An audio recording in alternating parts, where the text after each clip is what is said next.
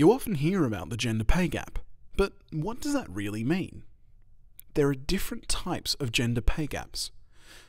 The national gender pay gap, pay gaps within industries, and pay gaps within organisations. The national gender pay gap is the percentage difference between women's and men's average weekly full-time equivalent earnings. Over the last 20 years, the national gender pay gap has hovered between 15 and 18%. This figure can be broken down into industry categories. Every industry has a pay gap favouring men, even female-dominated industries. This gap is much more than just numbers.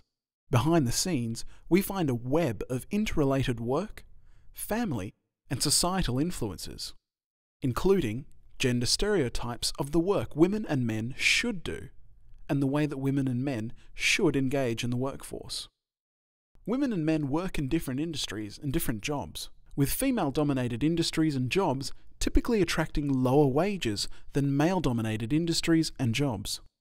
This is known as industrial and occupational segregation. The lack of women in leadership also contributes to the gap, with men more likely to occupy the highest paid jobs. And there is also gender bias, both conscious and unconscious, when a person is treated unfavourably in pay and other related decisions because of their gender. But how does this all relate to an organisation? Surprisingly, most organisations will have a gender pay gap. This gap can take three forms: like for like, by level, and organisation-wide.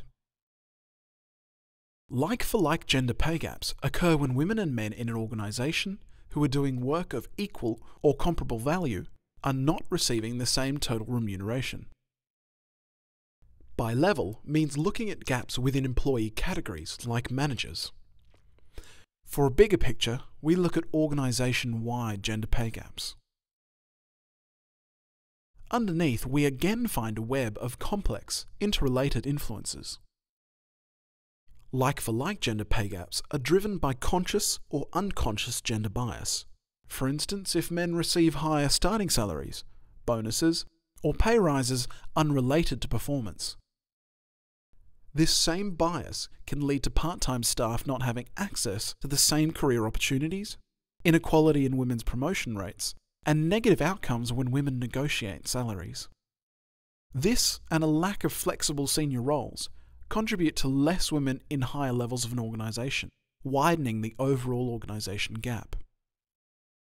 Organisations don't set out to create gender pay gaps between what women and men earn, but the gender pay gap persists.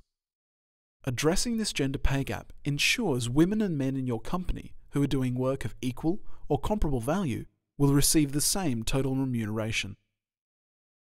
More information on each of the gender pay gaps and what can be done to address these can be found on the WGEA website.